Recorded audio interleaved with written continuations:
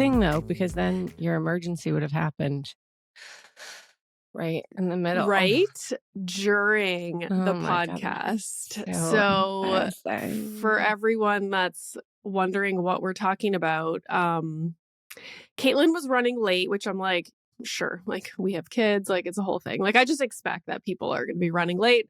And so in my mind, I'm like, okay, perfect. I have like, because I got your email at 5 minutes to 10 a.m. So we were going to record at 10 a.m. So in my mind, now I'm like, I have 20 minutes, like a free 20 minutes. So I'm like getting work done. And then I see her email, like, okay, I'll be there in 5 minutes. I'm like, perfect. Like I'm so ready. Like I have all my stuff ready to go. And then my stomach decided to have an emergency evacuation because I put probably too much Restorelax in my coffee. What the fuck is Restorelax, by the way? It's really like this magical powder. It's like a white powder that it just dissolves in your coffee. It has no flavor, no nothing. And I think it just draws water into your intestines. So if you're like someone that suffers with constipation, then it'll help you to go poop. And so I don't really follow the instructions. So I put like the cap full that you're supposed to put. And then I'm always like, I just like shake it. Like I shake more into the coffee and stir it. And that's probably what got me. So I was on the toilet emailing her back being like, yeah, now I'm going to be a little bit late. You must feel better now though. I'm so happy for you, honestly. And by the way, I completely agree. Like if somebody's like, I'm 10 or 15 minutes behind, I'm like, I can always find something to do with those extra minutes. Like, yeah. 100%. One thing I wanted to ask you, and I thought it was just an interesting question. I asked my husband the other day, but first I want to ask you, like, have you recovered from daylight savings? Like the switch? Not really. My kids are still like, my little guy is getting up much earlier still. And I don't know when that's going to go back to normal. And nothing seems to matter. I don't understand. And he needs to like nap halfway through the day now. He just falls asleep. Okay. So do you know why we do daylight savings? Like, why do we switch our freaking clocks around? I think it goes back to like fucking ancient farmer times where like they needed more light in the day. And now it's just ridiculous. Yeah. Yes. So this is what my husband said. He's like, I'm pretty sure it has to do with farming. And I'm like, yeah, but do we need to do it in 2023? Yeah. It's still? so dumb. Like, you know, Arizona just doesn't do it. They were like, fuck we're this. Not doing it. So like, I don't understand why we do it. My husband actually, he gets up so early in the morning that he kind of likes the daylight savings because it's not dark out for as long when he's like awake first thing in the morning. And some people have said that to me when I bitch about daylight savings on Instagram, and they're like, yeah, but like in like the northern hemisphere, it's so dark if you don't do daylight savings or something in the mornings. Well, then they can do it. Thank God. Just can't we all just like do what's best for us, for God's sake? Yeah, I know. Because when I want to go for a walk, like by the time we get home from school, we have dinner, we like, clean out all the lunch shit, like all that stuff. If you want to go for a walk, it's now pitch black. And you're pretty far north. You're Toronto, right? Yeah. Yeah. So it's pretty well dark just after 5 p.m. Same here. Yeah. Same for you. Yeah. I think we're like, we have pretty similar like weather and all of that jazz as you guys. We're in New York. Yeah. Okay. Well, so the question that I always ask moms that come on the podcast, I always start with the question, what was your transition to motherhood like? So take us back. Like, what do you remember? Was there anything that was completely unexpected? Were you like someone that super over prepared for having kids? Did you feel ready? Like, what was that whole situation? Yes. Oh my God, so many things. I think that like I was completely over prepared in ways that weren't important. And then very underprepared in the ways that probably were more important, which were just like, I was like, I'm going to be so good at this. I was like, I've got big boobs and babies like boobs, and they're just gonna, my baby's just gonna nuzzle into me, and we are just gonna be one with love and peace and nurturing. And it was horrible. And it was my Uh, breastfeeding. I hated it. I hated every minute of breastfeeding. why did you hate it? I'm always curious. It hurt so fucking bad. Like my nipples were cracked and bleeding. And then, like, the nurses or whatever would be like, well, he might not be latching correctly and that kind of thing. And I'm like, or I've just never had somebody sucking on my nipples 24/7. Mhm. Like Mhm. it's just part of the like toughening process, if you will, of your nipples, which sounds so scary. Um, like, It's like when you lift weights and you get yes. calluses, like, on Like your your summer feet, like when you wear your bare feet Yeah. outside. It's exactly what it is, really. So that process sucked. And then also just like the lack of sleep was so difficult that I really felt like I was like starting to lose my marbles after like 3.5 months of that, of just the lack of predictability. I would get super bluesy in the evening every time like I knew the night was upon us. I was like, oh God, I need a Yes. hug. Me Yeah. too. And yeah, I did not it was so shocking because I just felt like I thought that I was going to be really good with all of it, and it was so much harder than I ever expected. Did you make any changes to like, did you stop breastfeeding? Did you supplement with formula? Did you?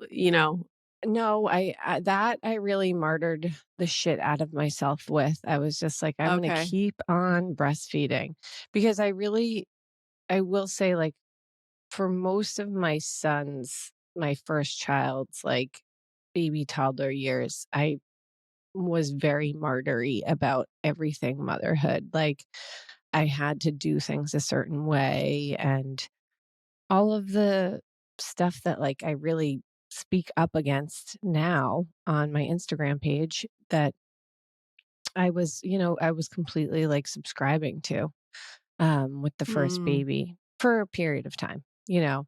But no, I didn't do things to make it easier for myself or give myself like leniencies because I thought that there was like this sort of prescription of what like good mothers do. And mm. and that there would be like sort of stigmas surrounding giving up breastfeeding or I did sleep train him when he was like 16 weeks or something. I was like, let's go. And How that did was that life go? changing. He took to it really well. It probably took 3 nights. And then he was sleeping through the night. And then I felt like my sanity started to return. I did integrate Yeah. formula, from a pretty early standpoint. I wasn't exclusively breastfeeding because I had to go back to work and my milk supply had diminished and all that jazz. So when did you like being Canadian, I'm always just in shock about the lack of parental leave in the US. And it's something that I knew about. Like it was always a thing, like, oh my God, the US doesn't have any like leave. Like, wow. But it never really struck me until I had a baby and went through the whole like postpartum process. And I remember when Milo was really young, like 4 weeks, 6 weeks, I would always think like, oh my God, like in the US, people would be going back to work. And I'm still, bleeding and trying to figure stuff out and not sleeping and all the things. So, what was that like for you? When did you go back to work and what was the transition? Yeah, well, I actually when I had my first child, I was working full time in like educational advancement, so like doing fundraising at a private school. And Mm, I was like, you know what? I think I'm going to be done. I think I'm going to become a full time stay at home mom. And I told my boss that, like, I was going to leave after the baby came and stuff. And she was like, why don't you just try part-time and see how that goes for you? You might be surprised, and I'm so grateful that she did that for me because, um, I know I was really lucky to get offered to go to part-time, and that felt like something I could kind of wrap my head around. But I went back at 12 weeks, which the baby was not sleeping through the night. I had had a C-section, which was really painful. Also, that was part of like the surprise of Mm, everything. So, you are physically feeling a lot better by 12 weeks from birth recovery. But then 6 weeks was unpaid. So it was like a 6 weeks paid leave, and you can take 12. So I took the extra 6 weeks of unpaid leave. Um, yes, I was like tired and discombobulated leaving for work in the mornings. And I can't imagine and I was commuting into New York City from the suburbs. And I can't imagine having to do that 5 days a week. Like I was doing yeah. that 3 days a week at that point. Um, and, but if I had no other choice and I had to be back at my job, like it would have been fucking awful. Hmm. And what was your childcare situation like? I had a nanny who came the days Nice. that I went into the city. So actually, like, those days were so awesome for me because I was like, "I'm awake and I'm leaving, and my nanny's gonna take care of the baby for me all day today." Um, and that was just like it felt like a vacation day because I really did not enjoy those long days at home alone with a baby. It's just so Mhm. boring. Mhm. So, are you like, what has been your favorite stage of parenting thus far? Because I always find it interesting that some people are like, I love the newborn stage. I love the toddler, like young, like 1, 2, 3 years old stage.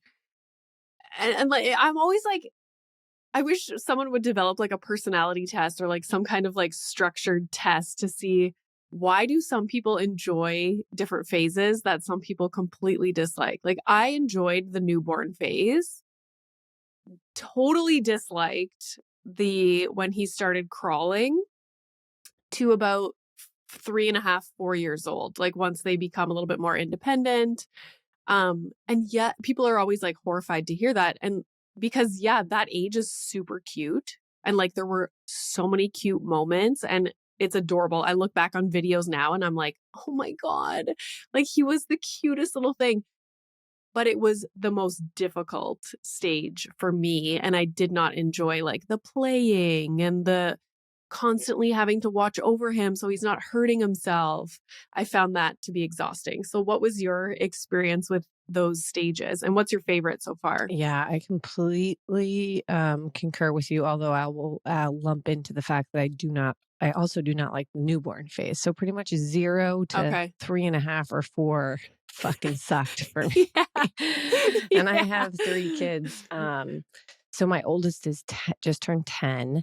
And I would just say it gets better every day. Like, and that's So, you're loving 10? yes, I mean, like, cause now he's like able to, grasp some more sophisticated concepts. Like we can really talk about some certain things, and then like they get your humor and stuff more. It's just Yeah. there's so many more shared moments that I just find like the more they grow, the more sophisticated they come, the more I love being with them. So I'm like, Hmm. you fucking entertain me for once. Okay. I've been doing this Yeah. for you guys since the day you've been born. Goo goo gaga, peekaboo, dance in the kitchen, blah, blah, blah. Like, come on, tell me a joke. It's your turn. You Yeah. know? Yeah. Yeah. Entertain me. Yeah, totally.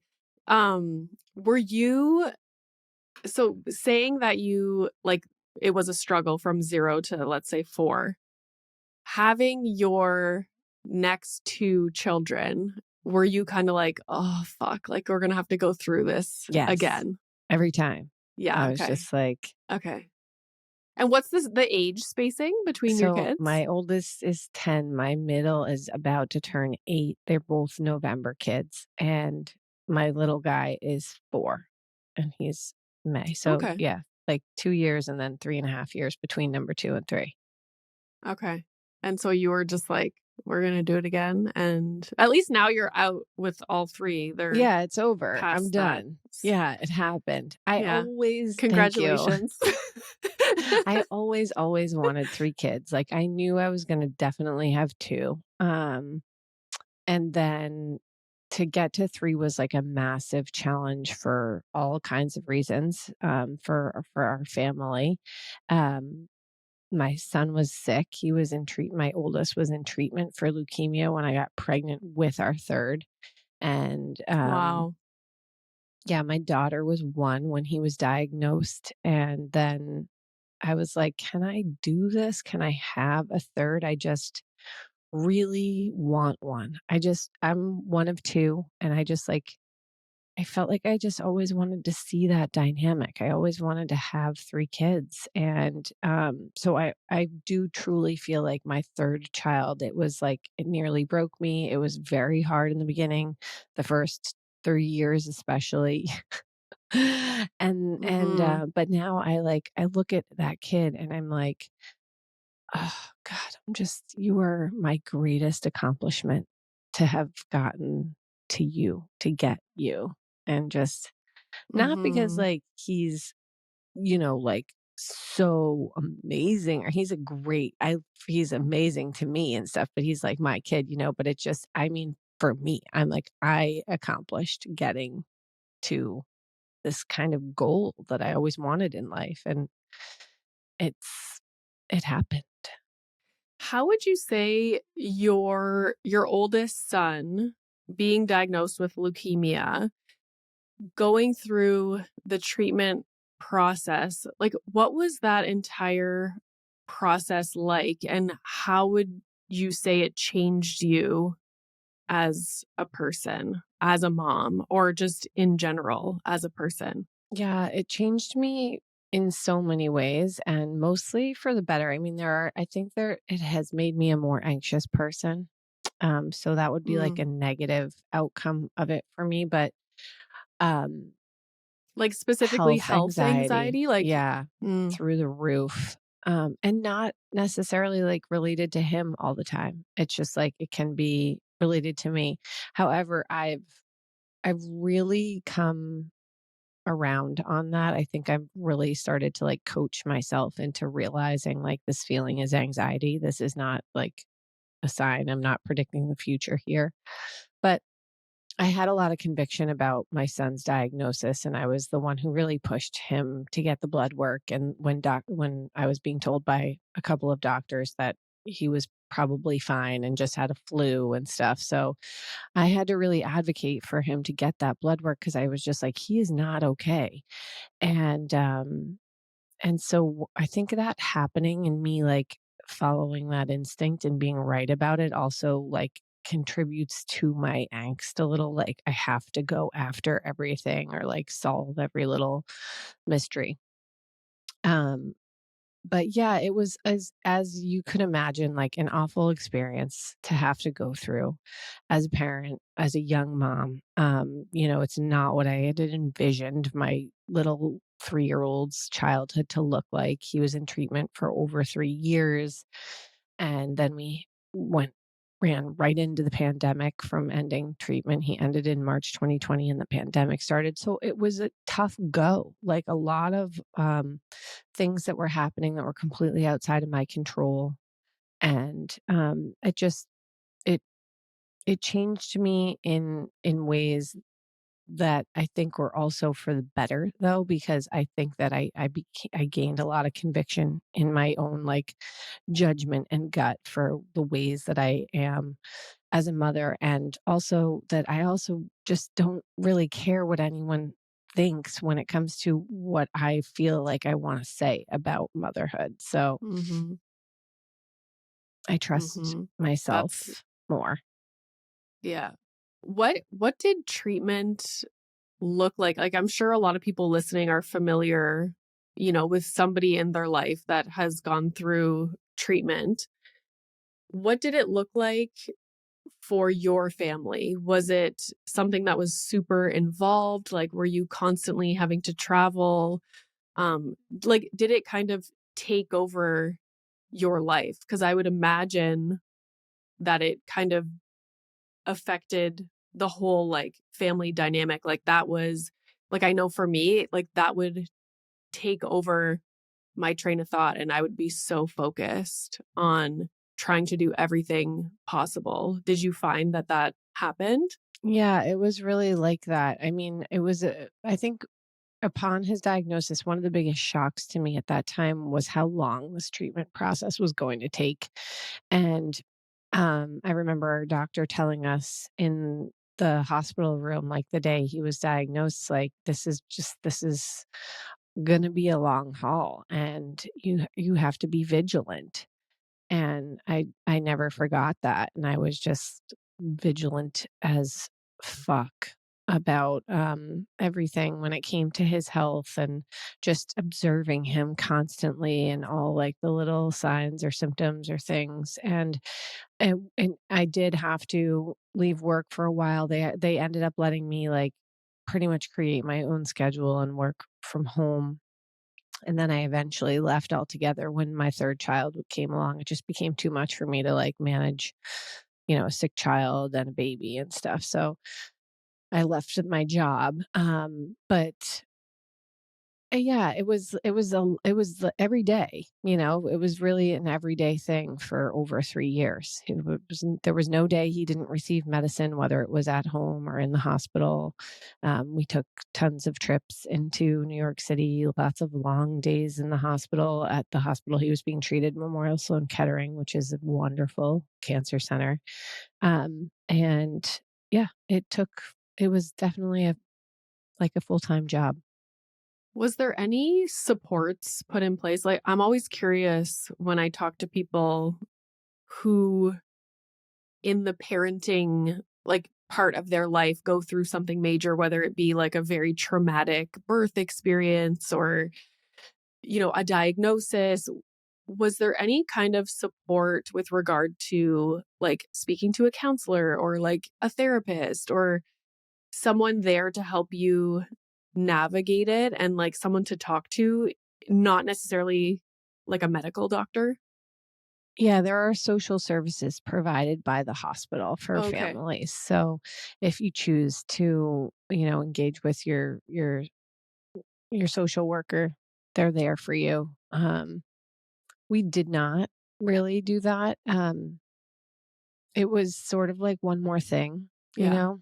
So, um, but I think my husband and I were very lucky. We really leaned on each other. We really like came together as a team throughout the whole process. And, we were really each other's support system in it. And we Yeah. have great family, extended family and friends around as well. So Do you guys live near extended family? we do. Oh, Yeah. okay, We live in the nice. same town as my husband's mom and brother and his wife and their kids and a couple of cousins and stuff. So my parents live a little further away, but it's a drive. Like they can get here pretty easily. So Oh, that's nice. yeah. What would your advice be for anyone listening that has a child that is going through an illness or just received a diagnosis? Yeah. I guess it would just be, take everything one day at a time and not try to get too um, wrapped up thinking ahead about the future and what if and this and that. It's just a one day at a time thing and to feel good about like celebrating small wins, whether it's like you got your kid to take a medicine today that was been hard to get down or whatever. Um or they learned a new skill in an OT or a PT or something like that, just like celebrate that stuff, feel good about those little things because you deserve to celebrate the wins. And how did you explain, because he was so young, how did you explain to him, like, did he understand what was going on? And then even now as a 10-year-old, have you, like, gone back and kind of explained to him? what he went through, like what it was, like what did that look like? Yeah, I mean, kids understand that stuff on a very basic level when they're little like that, and they live in the moment. They're really like not focused on the angst surrounding their illness, and they're just, from what I see, like incredibly resilient and wonderful examples for adults, actually. Mm, And now as he grows up and gets older, the conversation shifts and changes, and we can have like a little bit more of a sophisticated discussion around the gravity of cancer and the different types of cancer and what this means for person A versus person B and that kind of thing. And I anticipate that conversation to continue to take place and change as he gets older. So it's an ongoing thing. We talk about it a lot. We're also involved with a charity via the hospital that like is a great conversation starter, annually of what's going on with cancer and what is cancer and what happened with Callum's cancer and all that. So mm. Where in your motherhood journey did you start creating content online? Was that in I like, were you the same as me, like during the pandemic or? I was prior to the pandemic. I started Well, when I started my page, it was really because I had just wanted to write a book. Mhm. Because I was writing about Callum and our journey and like little anecdotal stories about what was going on with him and with me, really, as a mom too. And I was just loving it. It was like very cathartic for me to just write. And then I found out that like it's much easier to write a book if you have a platform. Mm. So Isn't that crazy nowadays? Like, yeah. I talk to people who have like 20 years experience with, like just incredible expertise, like PhDs, and publishing houses are like, you need a following on social media to Yeah, write a book. I'm like, what happened to the world? But yeah, I get it. I know. It's so there it is. And I mean, I have no other credentials, so a following might be No, but that's a perfect. good thing. That's what we need today. Like, Yeah. So I did that, and I started when I was actually pregnant with my third, and during like maybe a couple years into the treatment process, with my son. So and then all of the content that I create was like never really based around that experience or about Callum and his cancer and the darker parts. It was more about humor and lightness and how to laugh and get through the everyday stuff that is just really monotonous and difficult in its very own way. mhm. And so what uh, what has your experience been as a content creator? Like, are you loving it? Has your content changed like over the course of the last few years? What do you see yourself doing in the future? Have you written a book? I have not written a book yet. I have lots of opportunities to write a book if I want to, but I'm actually at this point now, which is something that I guess I didn't necessarily expect or plan on, but I'm very happy about. I would have wanted. It's just I'm busy. Like I've got all kinds of other irons on the fire right now, which Mhm. is cool. Um, it's amazing to be able to do like creative, silly stuff and create an audience around it. And like also sprinkling in like real doses of honesty and rawness and just a very serious side of me sometimes on my stories, or sometimes I'll post something serious. And to be able to like have that be my profession now is a pretty incredible thing. Um, I feel different ways about social media on the whole, maybe, Mhm. and how I feel about what that means for our society and all of us. But I'm trying to be a good light spot in that world. So, you know, What's your favorite part of creating content and your least favorite part? well, I can say hands down, my least favorite part is the anxiety that goes along with putting yourself out there all the time and being very vulnerable to a large group of people. Um, And it's actually it I think it started off before, like, my following really grew, um, as being self-conscious about being so vulnerable in front of people that you know.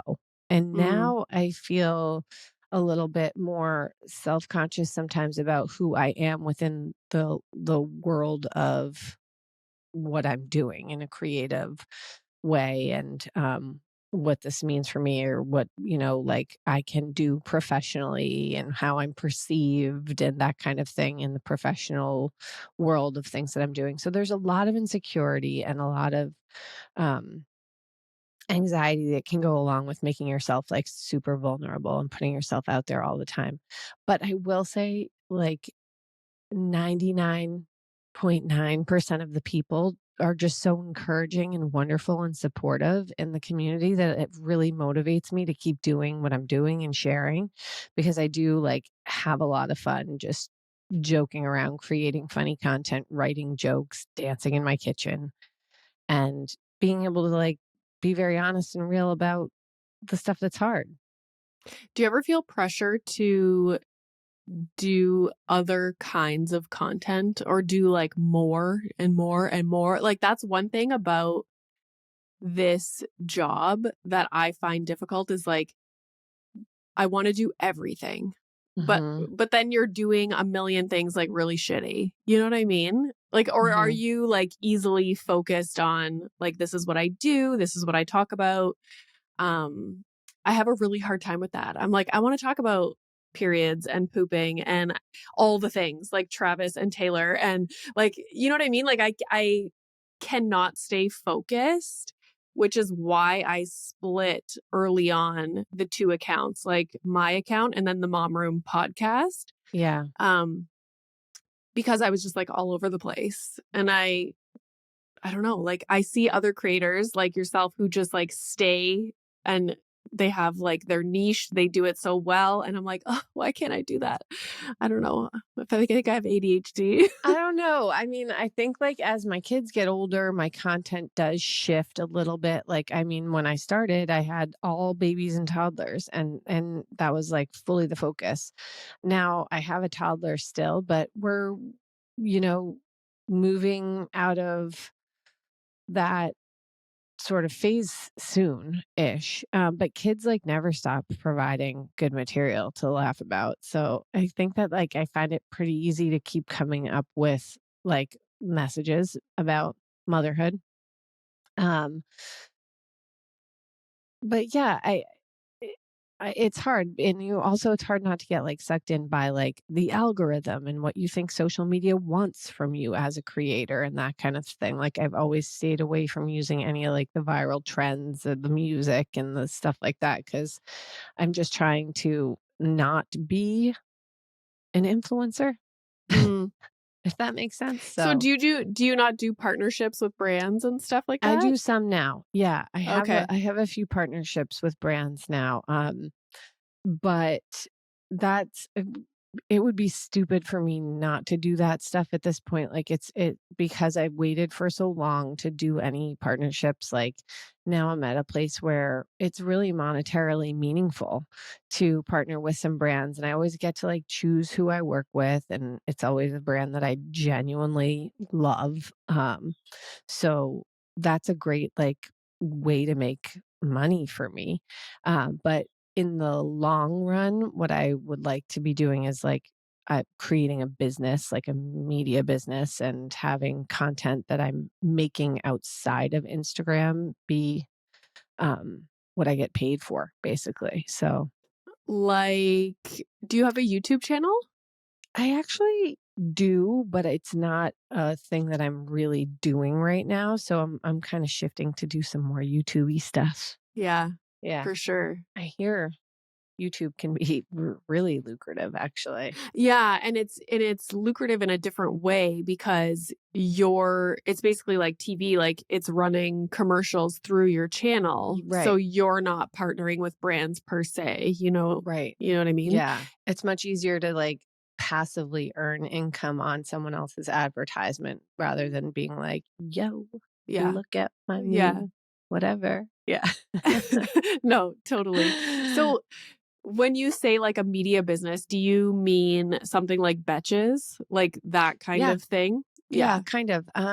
Well, so yes and no, because I'm not like a news source or I'm not gonna be like a source of pop culture, but I just like I recently just launched a magazine. So it's called Soul Snacks.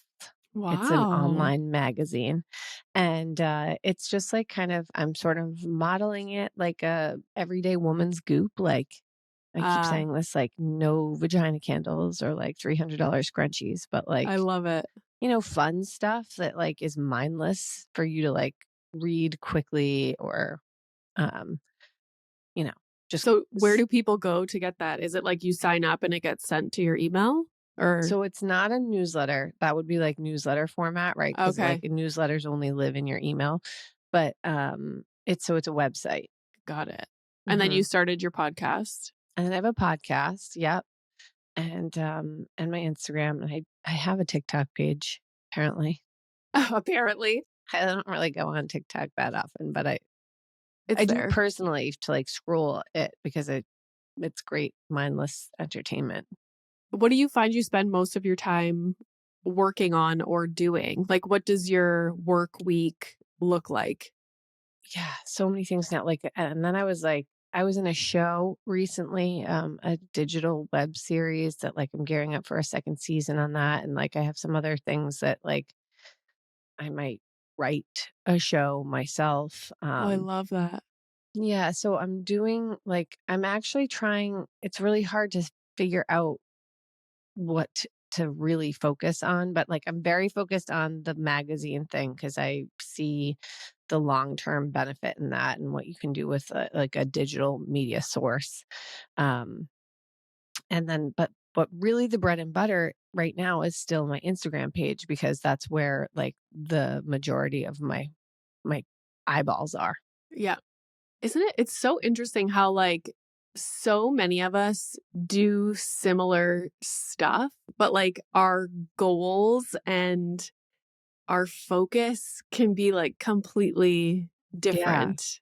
Do you know what Yeah. I mean? I mean, Like, I could tell, well, because we're both like, people are going to start like zoning out on this because they're going to have to edit.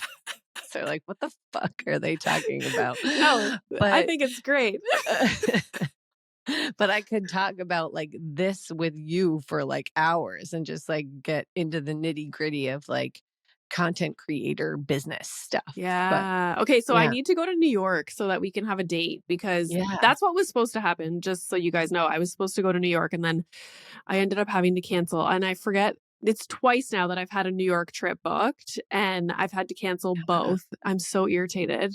Mhm. But We'll do it. yeah, I need to go. It's such a quick flight for me. Yeah. It's like an hour or something. My agents are actually from Toronto and they're getting into town today. Really? Yes. Canadian agents? Yes. Oh, I love this. Okay, I'm gonna Yeah. pick your brain about that later too. Yeah. Okay, back to children. People are like, "What the fuck? I thought this was a mom podcast." What are your thoughts on kids being on social media? So I I have, saw your post yes, I have about that. really, the more I learned, do you follow Mom Uncharted? No. Okay, incredible account to follow. It's mom.uncharted. Okay. She talks all about like children being on social media, more so like the kinds of content creators that are literally every piece of content is just focused on their kids and like what that does like long term and like the dangers of that and safety and so on and so forth.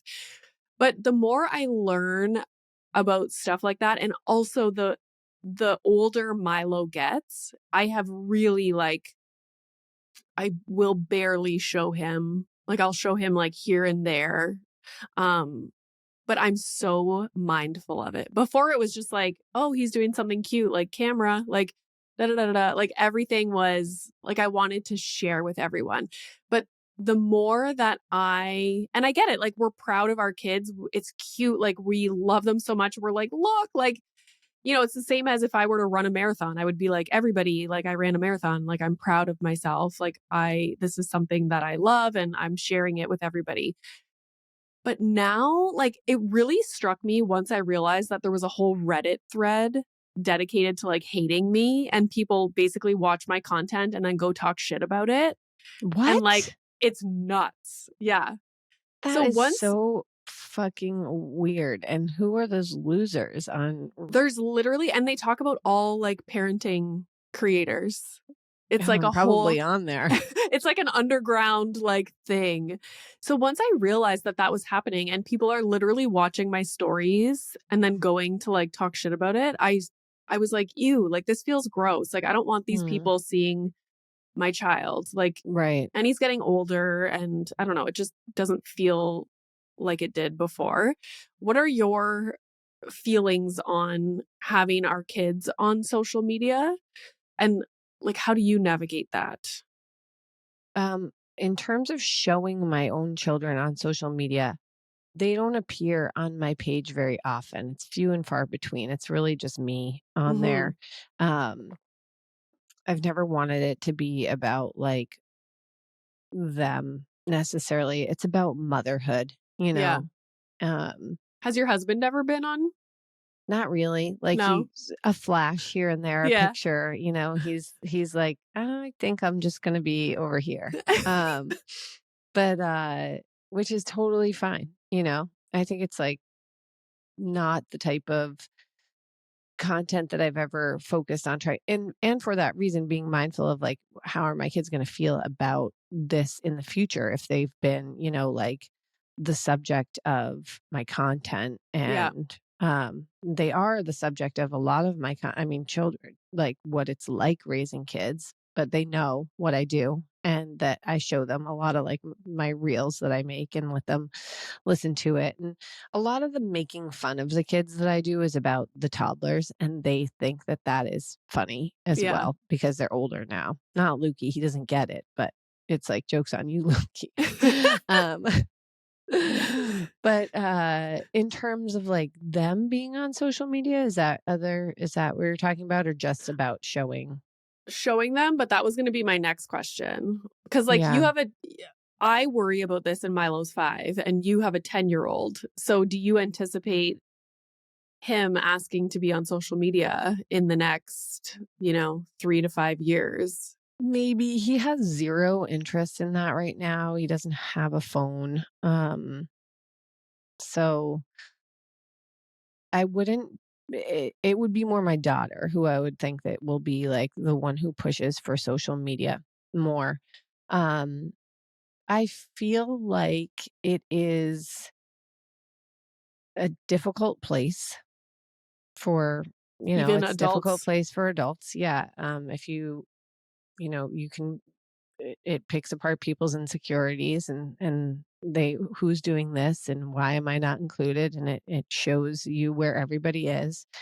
And then in the same breath I'm like that is part of life also, like social media and the internet and all of these things are actually like just part of the world that we live in now too. So um I'm conscious of being like not super resistant but like super realistic about what social media should be used for and shouldn't be used for and when to turn it off and turn away from it, that kind of thing. um I see like like I have nieces who are in their teens and they use it and they use it in a cute way, whether or not it causes them anxiety. But then I'm like, everything causes you anxiety at that age, like. I know. I feel like a huge piece of it is, like you were saying, like the education about it and not just like throwing your kid a phone and being like, there you go, and Yeah. figure it out, but constantly keeping the conversation open, like Hmm. monitoring, having boundaries. Um, yeah, it's just, it's Making weird. sure Like, their account is private, like. yeah, like I never, we didn't grow up with this.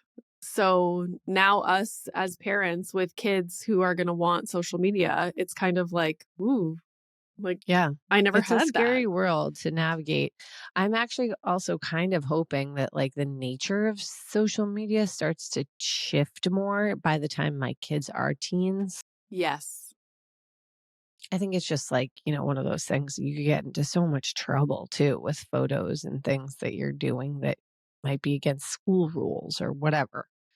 Um, so I don't know. I think things will shift in social media. I am hoping.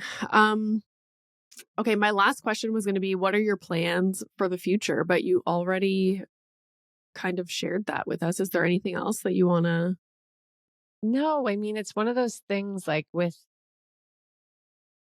being on social media and this being like a real full-time job for me now and everything. I feel like um I've one of the things like I feel like women don't do is like talk about wanting success and that kind of thing and talking about wanting to monetize and make money and be like a big deal in a space or whatever you're doing, right? Mm-hmm.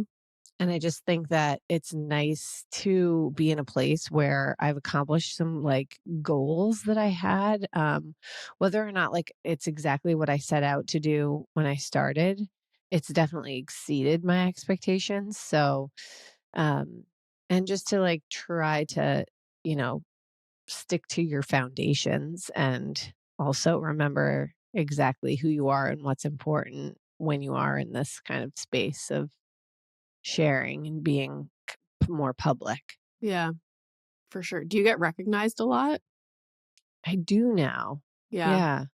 I mean, I'm like like a Z-list celebrity type thing, but like you'll go to a restaurant and like, or in a store or something, and people will be like, "Oh, you're a big time adult thing." And I'm like, Yeah. I am. I I am. am Hi, big. nice to meet you. Yeah. Yeah. Oh, I love that. Okay, well, tell everybody where they can find you, where we can read your online magazine, and where they can find your podcast, what it's called, all that good stuff. Yeah. My podcast is called Big Time Adulting. My page is called Big Time Adulting. And my magazine is called Soul Snacks. I love it. And what's the name of the digital show that you were on? It was called Blunt. Blunt. Okay. Yeah. Where can we watch that? Uh, you can watch it on Instagram at Oh, Blunt nice. Digital Series. Yeah, Okay. it's on YouTube as well. Cool. So you're like Yeah, acting in it? yeah. Oh my God, that's so cool. Okay. I love that. It was a fun project. Yeah. Well, thank Yeah. you so much for coming on the podcast. I'm going to go do Caitlin's podcast now. So obviously listen to both episodes because we're great. So thank you. Amazing. All right, I'll see you in the next Riverside room. Yeah. See ya. Bye. And I'm on a roll.